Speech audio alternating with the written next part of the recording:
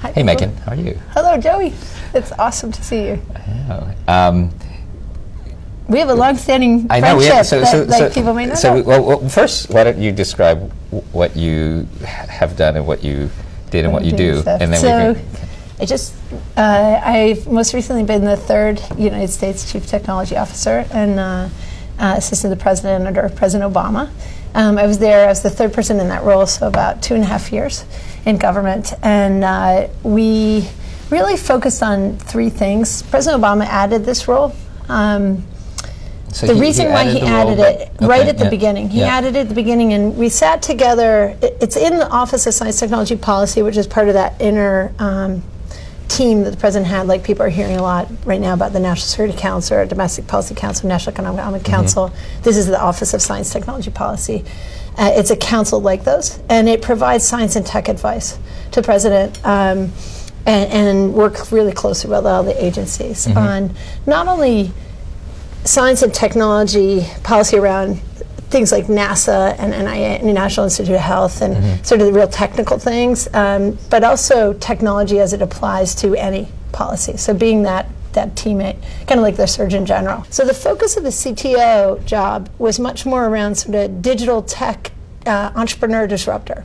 So how are you building capability and bringing tech policy? And I always called it, like, I came up with this phrase TQ, like IQ and EQ. Management Q, any Q. Lorraine Jobs has the work she's doing with next generation high schools on XQ. All these skills we should have, and the President really wanted more tech skill, especially coming off the 2008 campaign with all the data stuff. So we focused on three areas.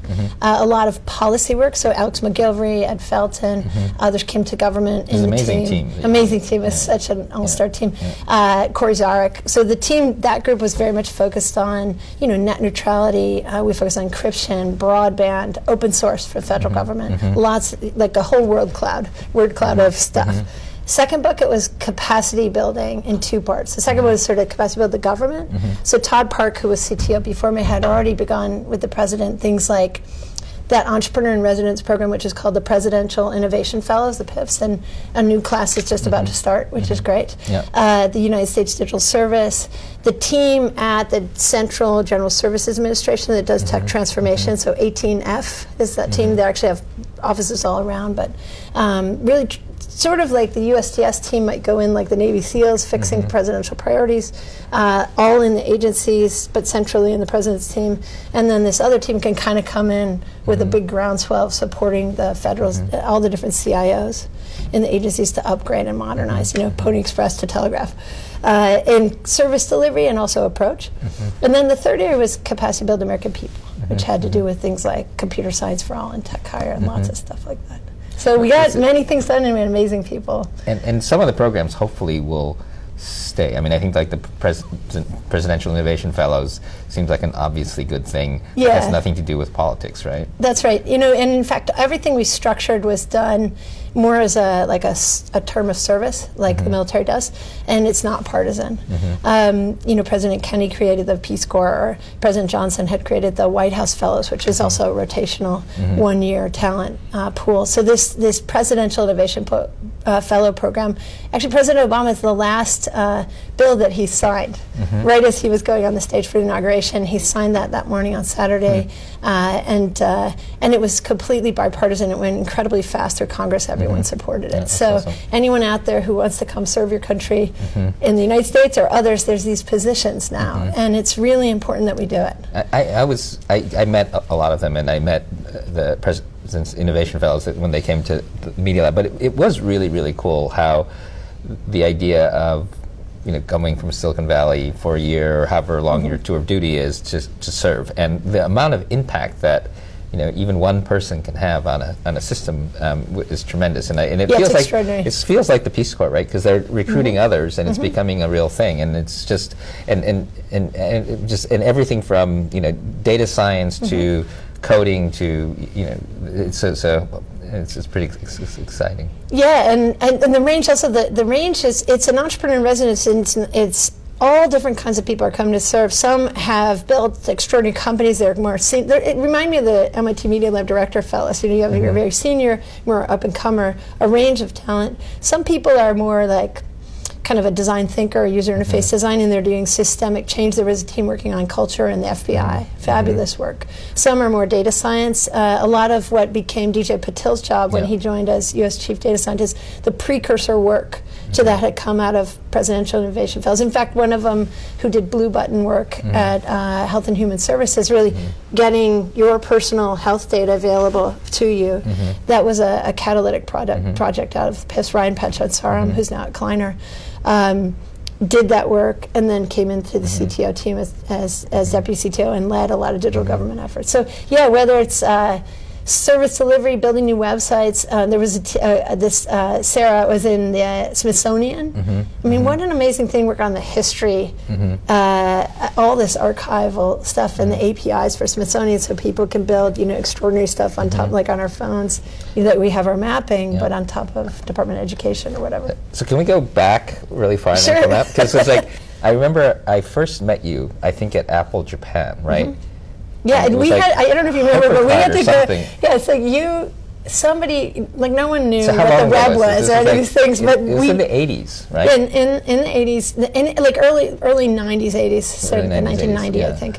Okay. And that was when you were doing stuff like the Well and other things. And we had to go, I don't know if you remember this, we had to go to the German consulate. And I had to present Apple Link and kind of what became those online services, and eventually turned into the internet. And you had just graduated from the Media Lab. Yeah. Right. And Hans-Peter Braunmo, who's great, had been at Apple Japan, and Nicholas knew about this work. And it's actually funny because I had taken a lot of Spanish, and I said, Nicholas, I want to go work overseas. I want to go where people are speaking Spanish because I've been taking. He's like, okay, great. How about Tokyo? That's very different. And then what did you went back to, did you become an entrepreneur after that? Yeah, well, so what happened, my original history is I wanted to work on green energy, and when I was a kid. That's right, your solar car was. Yeah, which was earlier. So during the Carter time, Carter was putting solar panels on the White House. We had mandatory science fair, which is part of part of the things we were working on the White House is active STEM. Like you and I came into this world because we did it. Like practice makes permanent, and if it's fun and it's more like art class, music class, and you're doing it, it makes a big difference. So I got to do all these science fair projects as it was required, and so we found out how fun this stuff is and that it has impact and that we could do it. And so I worked on a lot of alternative energy projects, windmills and solar powered and phase change storage and lots of high school projects. And that got me into the tech world, and so I went to MIT Mechanical Engineering undergrad with Woody Flowers. And then eventually found my way to the Media Lab because as Reagan came into power, the money for that dried up. Ellie Sachs, who invented the 3D printer, was also going to work on green energy. Like everybody was tracking, and then the brakes went on, and everybody sort of moved to other places, him to manufacturing. There's actually a great video of you called Megan in Motion. My name is Megan, and I'm a student over at MIT in engineering. What we're going to show you today is a video, which is of a class that they have for all the third-year students in mechanical engineering. Were you working with Seymour or something? Yeah, so there were a couple of us from mechanical engineering threaded into the lab because it's always cross-functional. And Tim McConnell was there, who went on to do all kinds of stuff with drones recently and sort of flying with Chris Anderson, that platform. But the teams that were near us were doing all what became Lego Mindstorms. And so Mitch and Edith Harrell, all of that team, Seymour's team was there. And my mom taught preschool in kindergarten, so I always track on early education and as a mechanical engineer. So I would help them, and it was really important to us, which that work continues now, that if we were walking in a classroom, the children only know what they know if we show up, with all different people. So we wanted to make sure that men and women were both showing up as mentors as we were doing projects with them. And we have this weird stereotyping in our culture that there's technical people and not technical people. And there's a whole bunch of stuff coming at us, but you wouldn't graduate from high school and say, oh yeah, reading wasn't my thing. But all day long, math and science are mentioned as something, oh, I didn't do that. But that's why I brought some of this stuff. So, it's Raspberry Pi, as you know. And a lot of people don't realize, like, there's just a board in your cell phone, and if you happen to be able to have it out, it would have, the power supply and the brain, basically, the main chips, sound, etc. And so I love that like the second grade, from second grade onwards in the UK, they're teaching, they just give the kids the pie, they give them a screen, they have lights, and they start doing and playing. And so I feel like if you can kind of come through art and play, as we know. Yep. This is a really cool little Ozbot thing. It's a little toy, and you can see it, which is great, or you can dress it up, but you hold it up. This is the programming for it. Okay. So it's optically, so you can lay out tracks and hold it up to your computer and get more programs. And it's just, it reminds me of like, Where's this from? It's this group, Ozobot, I guess. And I just came across it because I'm always looking for interactive, fun tech toys that are approachable. I just got the Bose speakers that are DIY, and it comes with a kit. The glasses open like those watches when you were a kid and you could see the back. And it shows, here's the Bluetooth, here's power supply, here's this. And it has a little wave thing where you can play around with the sound waves. So how do we kind of break tech into a much more accessible thing where you onboard at school, you play with it, it's not some distant piece. And coding is a part of the language of that, right? Of playing that. So making sure that we're making the stuff incredibly approachable. We teach freshmen biology, not because we think everybody's going to be a biologist, but because understanding ecosystems, your body, your family, like how this works is being part of being human.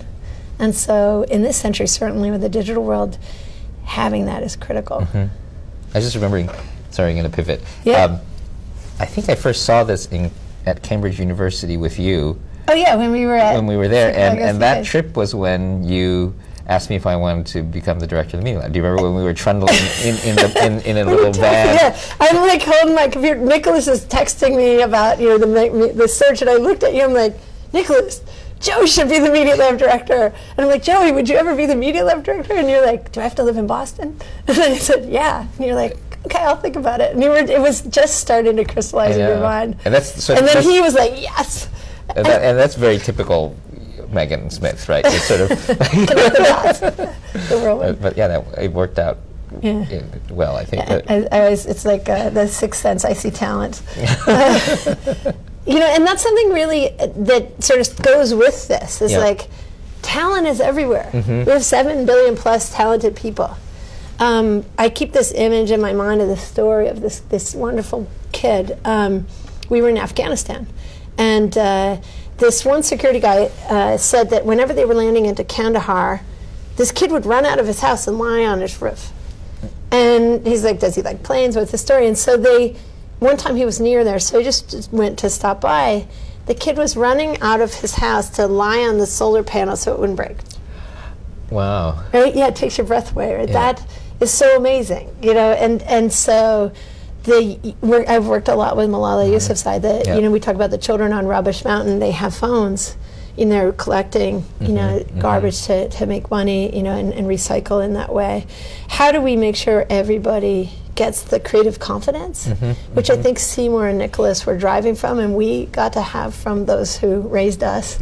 And how can people feel creative confidence, not just in the critical thinking and reading in that area, but in all of what the universe has to offer. We were just looking, thinking a little bit about one of the best math teachers on the web is a woman named Vi Hart, V-I-H-A-R-T. Look her up. She does this fabulous, fun video work where she just shows you how Fibonacci and mathematics are in nature. And in the things like she has a pineapple and she's showing you patterns and she's showing you how leaves are patterned, and it's the same ratios as the Greeks and the best architecture. Here we are in New York City, and our architecture around us is based on these same mathematical formulas that we've discerned, which really are coming straight out of nature. So ever since I've known you, you've always been optimistic, and are you still optimistic broadly? Yes, I don't know.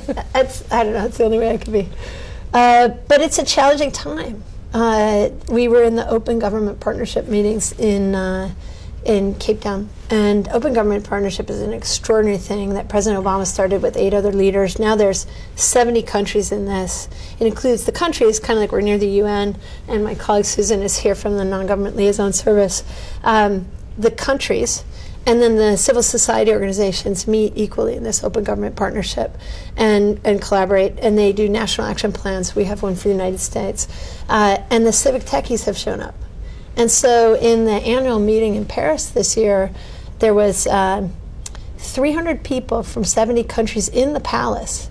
The president of France came to each table when he got home, doing a hackathon on civil code for all of us. You know, the Jakarta team, you know, from Indonesia, the teams from Mexico City, there were people who had come from Pakistan. This is kind of the techie digital crew from all these countries are coming into government in this service way, whether they're coming through APIs and sort of through open data and app making or solutions, or as students or as professionals.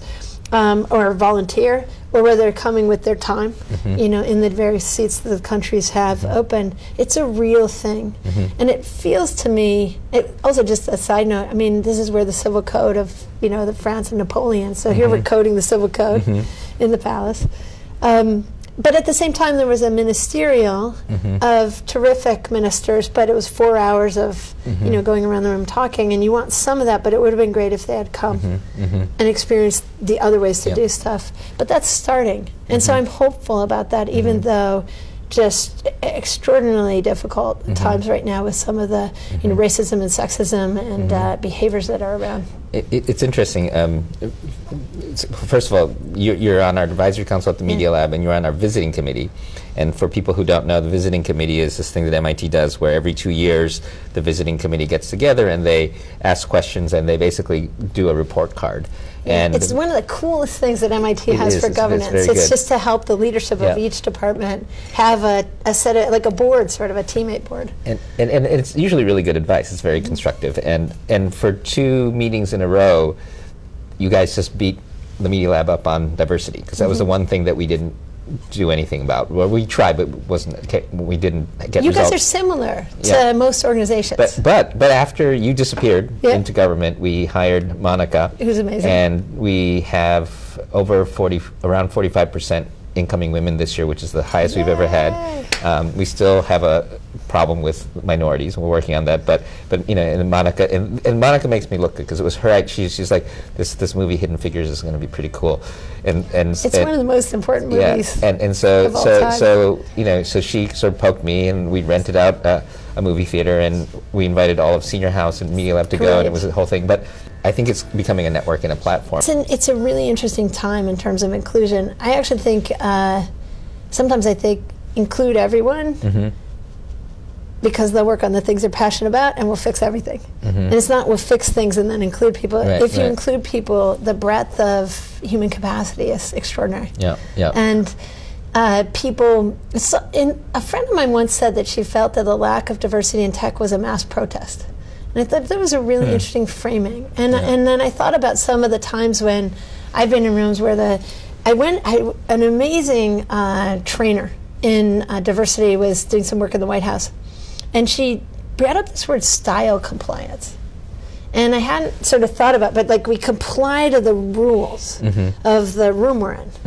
And I think that the rules of the tech room there's a lot of intellectual combat, both from venture capitalists and from different teammates in tech and academic tech. And I don't think people mean it, because they're just like being straight up with whatever their point is. But this woman had a really interesting saying. It's a woman who wrote, her name is Laura Liswood, and she wrote a book called The Loudest Duck. And she said, whatever grandma and grandpa told you is what you think you should do. So let's say that grandma and grandpa said, squeaky wheel gets the grease, right? So that's what you do.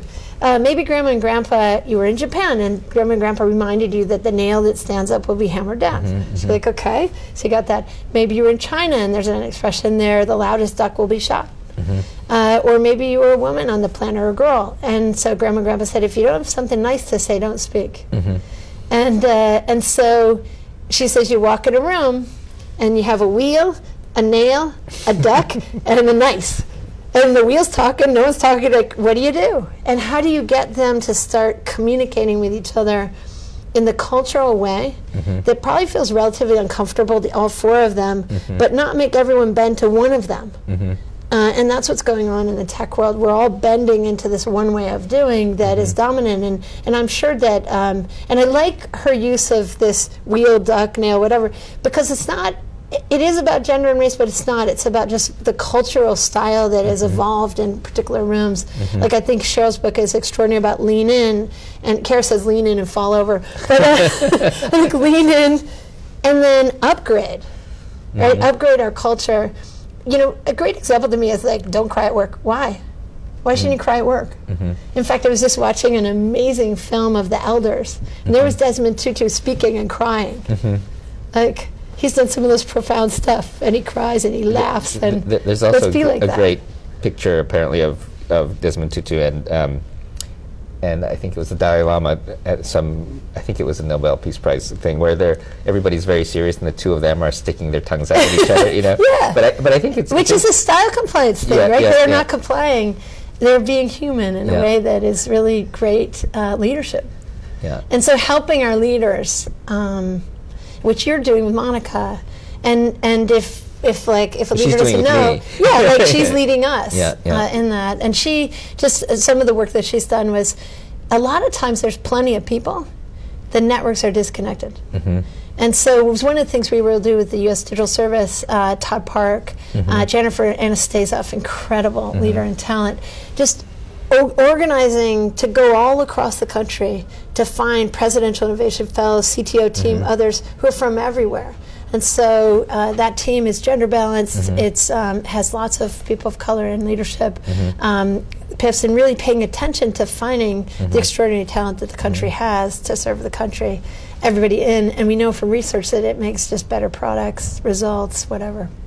Am I allowed to ask you what you're planning on doing? Yeah, we just finished. It's like sort of like graduation, and the next group comes. It was amazing to work with this team, and I felt like I learned this whole other sector. I did the MIT commencement a couple years ago, and I was talking to them about how it's important to go where there's tons of us, and we advance the field. You know, the MIT space is Silicon Valley, Austin, Boston, these kind of intense, like the university spaces.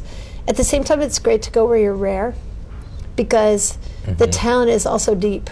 Like in government, we just found extraordinary colleagues. They might not, there were technical people, of course, at NASA and NIH and also in the IT teams, but not in the principal rooms, in the places the president put us, and Dennis McDonough, chief of staff.